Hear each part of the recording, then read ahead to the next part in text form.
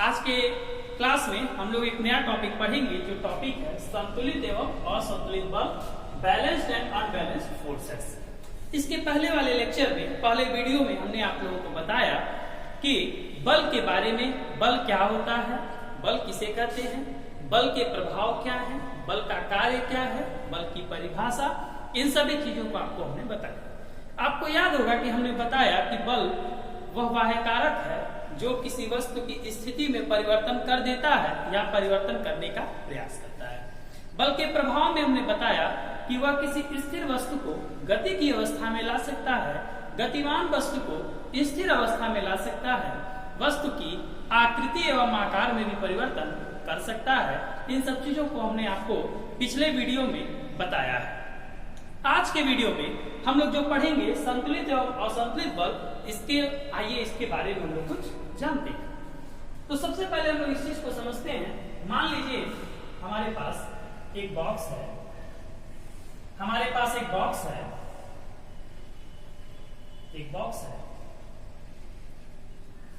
Understand. इस box में दोनों तरफ स्प्रिंग बांध दिया जाए, स्प्रिंग लगा हुआ है, दोनों साइड में स्प्रिंग लगा हुआ है, ठीक है। और अगर इस बॉक्स पर फोर्स इस डायरेक्शन में अप्लाई किया जाए, बल इस दिशा में लगाया जाए, तो कॉमन सी बात है कि जो बॉक्स होगा, बॉक्स की भी गति इसी दिशा में होगी। जैसे अगर एक बॉक्स है, इसके दोनों तरफ रस्सी बंधी हुई है और इस वाले रस्सी को पकड़ के बल लगाया जाए, इसको इधर की ओर खींचा जाए, तो कॉमन सी बात है जो बॉक्स की गति होगी वह गति भी इसी दिशा में होगी। क्लियर। अब इसके बाद हम ये बात करते हैं, अगर मान लीजिए उसी बॉक्स पर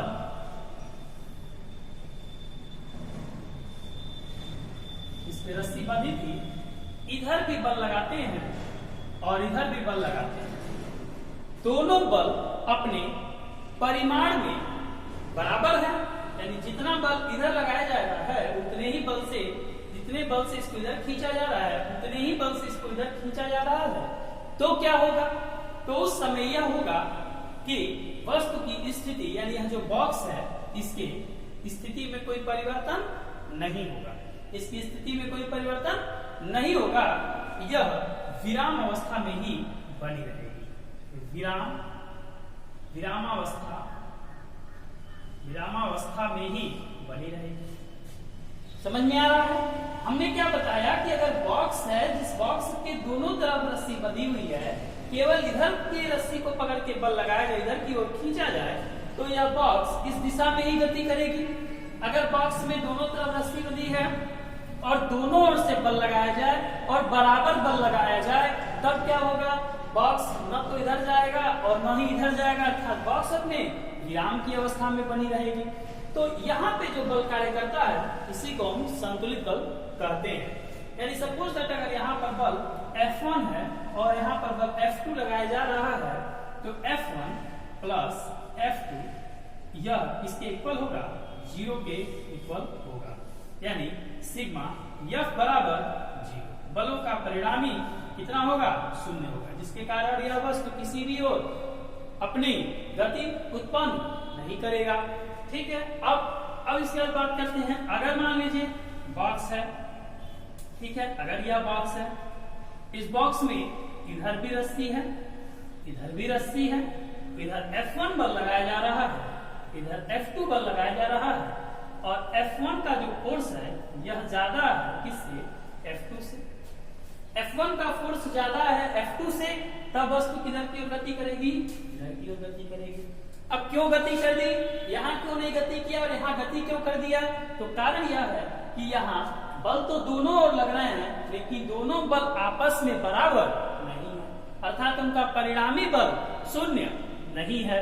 तो इधर का बल ज्यादा, इसलिए इधर की ओर गति कर दे रहा है। क्लियर?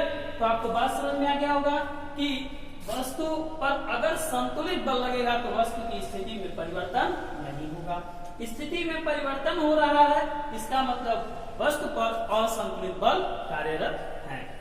आपको याद होगा क्लासों में आप एक खेल खेले होंगे, खेल खेलते हैं, रस्सी खींचने वाली एक खेल खेलते हैं, रस्सी बनी होती है और इधर से भी इसको कुछ लोग पकड़ के अपनी ओर खींचते हैं और इधर से भी इसको पकड़ के अपनी ओर लोग खींचते हैं।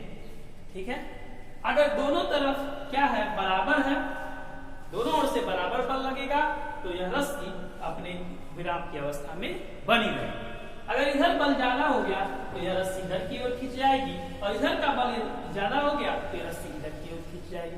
तो रस्सी जब एक तरफ खिंचाव होगा रस्सी में तो हम कहेंगे कि असंतुलित बल कार्य कर रहा है, और जब रस्सी में खिंचाव नहीं होगा तो उस समय हम कहेंगे संतुलित बल कार्य कर रहा है। ठीक है, अब आइए हम लोग फिर से आगे को समझते हैं, एक और टॉपिक समझते हैं। अब इसके बाद देखिए, यहां पर अगर एक बॉक्स रखा है, यहां पर अगर एक बॉक्स रखा है, एक बॉक्स है, एक बॉक्स रखा हुआ है और किस पर रखा हुआ है, एक रफ सरफेस पे रखा है, खुरदरे सरफेस पर रखा है। ठीक है ना, एक बॉक्स है जो कि एक खुरदरे सरफेस पर रखा हुआ है, तो क्या होगा, आप देखते होंगे बड़ा बॉक्स है, भारी बॉक्स है, ठीक है ना, एक भारी सा बॉक्स है और इसको हम एक तरफ से बल लगा रहे हैं, एक तरफ से तो बल लगा नहीं रहे हैं, केवल एक तरफ से बल लगा रहे हैं, तब भी आप देखते होंगे कि यह वस्तु आगे की ओर गति नहीं करता है। आपको याद आ रहा होगा, आप अपने घर में इस चीज को ट्राई कर सकते हैं, किसी बहुत बड़े बॉक्स को पकड़िए और उसे एक ओर से ढकेलना शुरू करिए तो आप पाएंगे कि वह अपनी विराम की अवस्था में ही बना रह रहा है, दूसरे ओर नहीं जा रहा है। अब आप आइए इसके पीछे के कारण को जानते हैं कि ऐसा क्यों हो रहा है। तो इसके पीछे का कारण यह है कि इस रफ सरफेस और इस बॉक्स के बीच में एक बल कार्य कर रहा है जिसे हम घर्षण बल कहते हैं, जिसे हम घर्षण बल कहते हैं। यह घर्षण बल का कार्य क्या है, इधर से जब बल लगाते हैं तो यह भी एक बल लगाता है जो इसकी अवस्था परिवर्तन का विरोध करता है और वह बल इस डायरेक्शन में होता है। यानी हम बल को इस डायरेक्शन में लगाएंगे तो यह बल इस डायरेक्शन में लगेगा।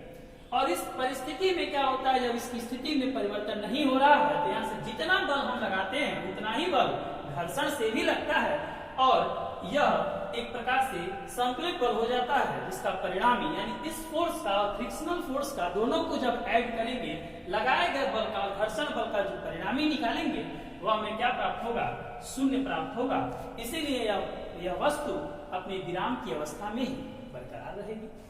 ठीक है, अब चलिए आप देखिए, सड़क पर एक मान लीजिए ट्रक खड़ा है, ट्रक एक खड़ा है, यहाँ पर एक ट्रक खड़ा है, ठीक है, एक ट्रक खड़ा है। अब इस ट्रक पर एक बल, थोड़ा सा और बल बढ़ा दिया, और बल बढ़ा दिया, और बल बढ़ा दिया, तो और बल बढ़ाएंगे तो क्या होगा, तब भी हम पाते हैं कि ट्रक अपनी स्थिति में परिवर्तन नहीं कर रहा है, बरकरार है। इसका मतलब क्या है कि इसके द्वारा लगाया गया घर्षण बल जो कि इसके विपरीत दिशा में है, उसका मान इसके मान के बराबर हो जा रहा है और परिणामी बल शून्य हो रहा है, जिसके कारण इसकी अवस्था में परिवर्तन नहीं हो रहा है। तो कुल मिला के हम इस चीज को जान क्या रहे हैं, कुल मिला के हम बात यह समझ रहे हैं कि जो घर्षण का बल होता है, जो फ्रिक्शनल फोर्स होता है, वो सेल्फ एडजस्टमेंट होता है, ऑटो एडजस्टेबल होता है। यानी जितना इधर से फोर्स लगता है उतना इधर से लगा के इसको कैंसिल कर देता है। लेकिन यह एक लिमिट तक ही लगता है, घर्षण का बल एक लिमिट तक ही लगेगा। आप ध्यान दीजिए, अगर मान लीजिए आपके घर का एक बॉक्स है, आप अकेले बल लगा रहे हैं, इसमें कोई मूवमेंट नहीं हो रहा है, एक और को बुला के बल लगवा रहे हैं, दो लोग मिलकर ढकेल रहे हैं, सपोज दैट, तब भी इसमें नहीं इसका डिस्प्लेसमेंट हो रहा है, एक लोग को और बुलाते हैं फिर भी नहीं होता है, लेकिन सपोज दैट कुछ लोगों को आप बढ़ाते जाएंगे तो एक समय आएगा जब यह अपनी स्थिति से इसका परिवर्तन कर देगा। ठीक है, तो जब यह अपनी स्थिति से परिवर्तन कर देगा उस समय क्या होगा, जो फ्रिक्शनल फोर्स होगा, जो घर्षण बल होगा, उसका मान कम हो जाएगा लगाए गए बल से, जिसके कारण इसकी स्थिति में परिवर्तन होगा। तो आप क्या समझ रहे हैं, यह बॉक्स था, अभी इसकी स्थिति में परिवर्तन नहीं हो रहा है क्योंकि जितना F लग रहा है उतना ही घर्षण बल विपरीत दिशा में कार्य कर रहा है, जिससे बलों का परिणामी शून्य हो जा रहा है और इसकी स्थिति में परिवर्तन नहीं हो रहा है। आप ऐसा ट्रक पे भी देख सकते हैं, ट्रक को भी आप ढकेलिए तो नहीं आप रोड पर उसको ढकेल पाएंगे, कारण क्या है, यह भी इसको कैंसिल कर देगा। ठीक है, लेकिन एक समय आएगा जब ये अपने मैक्सिमम पर होगा। जब ये अपने चरम सीमा पर पहुंचेगा घर्षण बल, उसके बाद अगर हम बल को बढ़ाएंगे तो ये उसको कैंसिल नहीं कर पाएगा, परिणामी बल का योग शून्य नहीं कर पाएगा और इसकी स्थिति में परिवर्तन हो जाएगा। अंडरस्टैंड?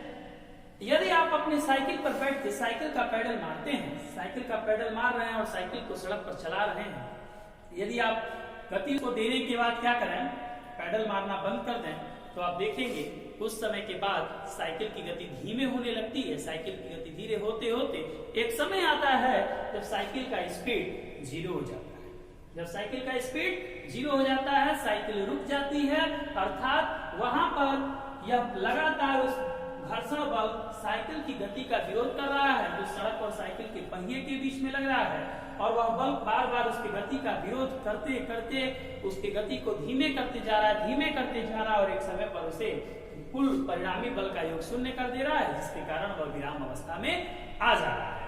यही कारण है कि साइकिल अपने कांस्टेंट स्पीड से चलती रहे, जिसके लिए उसमें लगातार पेडल का मारना आवश्यक होता है। तो आज का टॉपिक है संतुलित एवं असंतुलित बल। आपको समझ आया होगा। संतुलित बल का मतलब यह, यदि बल लग रहे हैं, वस्तु की स्थिति में परिवर्तन नहीं हो रहा है, यानी किसी ऑब्जेक्ट पर लगने वाले तमाम सारे बलों का परिणामी बल शून्य हो, परिणामी बल शून्य हो, तो वह बल संतुलित बल कहलाता है। और यदि किसी पिंड पर लगने वाले सभी बलों का परिणामी शून्य न हो, तो वह क्या कहलाता है? असंतुलित बल कहलाता है। किसी भी वस्तु की स्थिति परिवर्तन के लिए कौन सा बल लगना आवश्यक है? तो असंतुलित बल का लगना आवश्यक है। अंडरस्टैंड? तो चलिए आज की वीडियो में बस इतना ही। तब तक के लिए